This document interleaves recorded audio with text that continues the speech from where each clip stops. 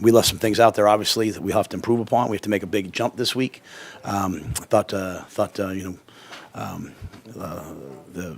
fact that we were +2 in the game, I believe +2, yes, obviously was important. Thought the kicking game was solid for us. So a lot of things to build on, some things we have to correct. Obviously, we lost Wood. That injury did not look good, so we'll have to wait and see. But he's a beloved member of this team, and that took a little piece of all of us. So hopefully he'll be back at some point, but we'll have to wait and see tomorrow. So with that, I'll answer your questions. You got a lot of one-score games when you play power conference teams. How does it feel to be on the right side of this one and do it by winning it? Like Malcolm making a play. Yeah, I think that was the key. We made a play, right? And I thought the offense did a really nice job. Obviously they went down, they took the 10-point lead, and then that drive, we had a great drive going to that one, just that one play, But even then, we made them use their timeouts.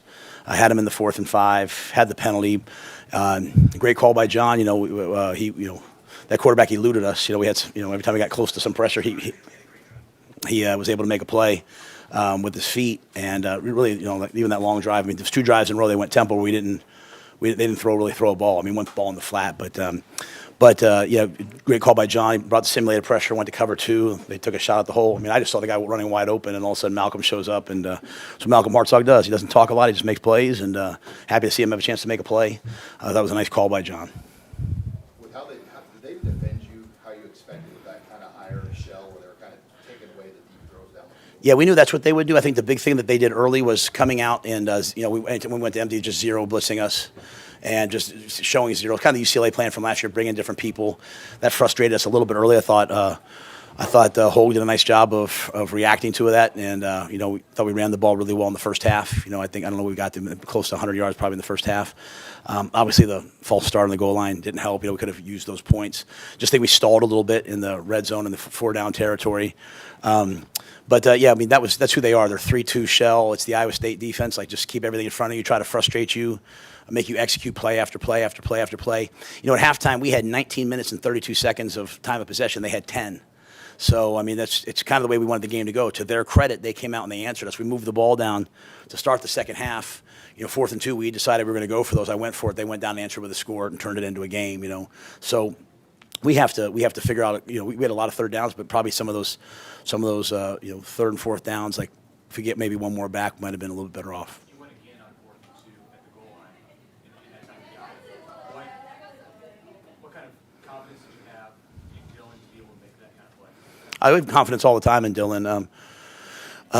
We had the look to play before too. We thought, they kind of played a little different leverage, so he handed the ball off, knowing he had 2 downs, just veteran play. I mean, even, some people might not recognize, even taking the sack on the 2nd down at the end of the game, like that's a veteran play. If he throws that ball away, they save a timeout. Now they have a timeout at the end of the game, but he knew that even taking a sack, while we don't want to do that, that's the better play than throwing the ball away. So I think if you go back and look at all the things that Dylan did in the game, I think maybe it was really one of his more mature games.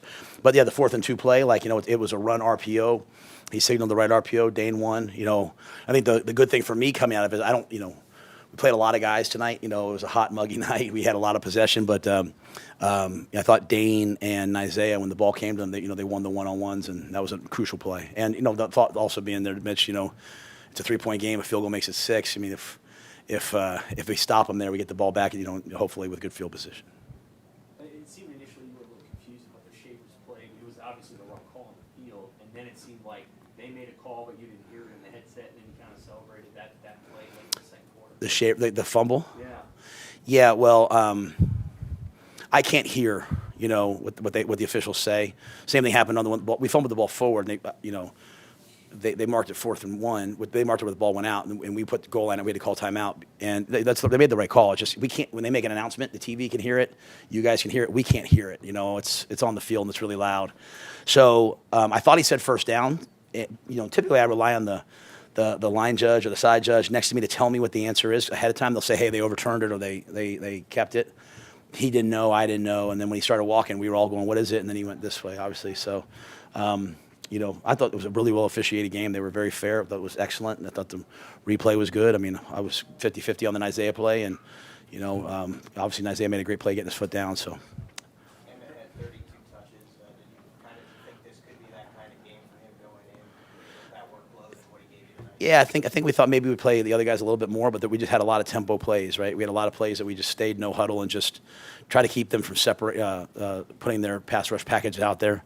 So, and I thought he ran really hard. I don't know how many yards he finished with. They didn't give me. I don't have stats.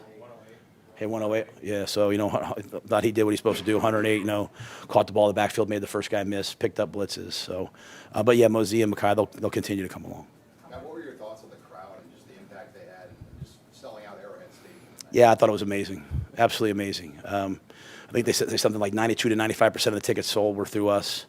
I just think that speaks to what we have here. And, especially a tight ball game like this where the crowd is so energized, so alive.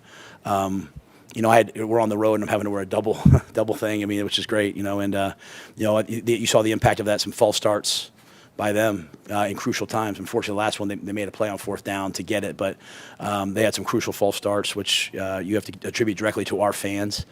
And, obviously we'd love to win the game by more. We'd like to have taken the lead, but I thought that was an exciting way, and to see our guys make plays down the stretch. I hope the fans enjoyed that part of it, and it was certainly fun to see them celebrate at the end. Coach, the field goal was these yard field goals. It's the difference in the game, 3 points, and Archie pits them at the 9, makes them go 91 yards if they're going to win it. How impactful was that, the special teams as a whole? Yeah, I thought the special teams were great. Obviously the first kickoff got out to the 35. We don't want that. Kicked the ball out of bounds. We don't want that. So, it's like everything else. There's some good, some bad. I thought, Kenneth Williams made good decisions on the kickoff returns. I thought Ja'Cory fielded every punt, including the 135-yarder. We almost blocked the one, or we got close to one. To be able to kick that field goal there in that time was a crucial play. That's a big change in the game. Archie getting out there and playing for the first time. He kicked, a couple left-footed, one right-footed. Puts them down inside the 10. So, it's like the rest of the team. There's going to be a lot of good. There's going to be a lot of things we want to correct. And I think the good thing is, we're going to go right back to work tomorrow. We'll be in the weight room at 11 o'clock. This is no hey, happy Memorial Day, and that's not because of the game. That's just the plan, right? So we'll be in there tomorrow at 11, and we'll start getting better for next week. You said this team is going to look a lot different come week 12 than tonight, but just what is this game going to do for just the experience across the roster?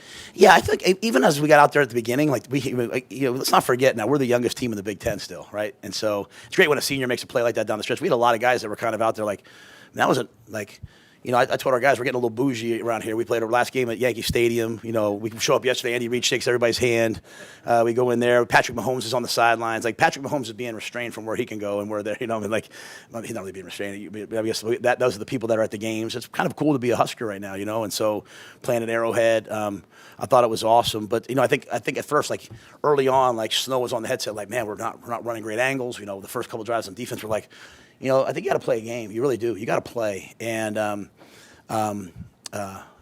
so I think we'll learn from it. But I just like the fact that the guys they weren't yelling at each other, they weren't snapping. They were just hey, this is a football game, and we're crazy if we think Cincinnati's not going to come in here. I told everybody. I told them, hey, these guys get up early. Now the thing that they did was we'll have to adjust to the tempo. The great thing is the Big Ten's not necessarily a tempo league, but I do think the tempo got us, and we'll have to adjust to that as we kind of move forward. When you obviously can't look in the crystal ball, right? But when you have a game like this and you actually get tangible results, where it's not you talking, they actually did it and they won a close game. What can this do for a team, especially a young team? Yeah, I don't want to get too way out there. I'll leave that to everybody else. This game 1, we won the game. We'll just try. We believe we make the biggest jump from week 1 to week 2. I think when our guys start putting these labels on things is when we get in trouble. We beat Rutgers last year in a close game, but then we lost it. We just got to get better every week. We've made a commitment as a team to each other and a commitment to improving throughout the course of the year. I just like the demeanor on the sideline. I like the demeanor in the locker room. Again, I think every time we go out to compete and we win the football game, great. We'll just have to look at the things we have to do better. But I love seeing guys fight, so we'll try to build off that. All good? All right, thanks.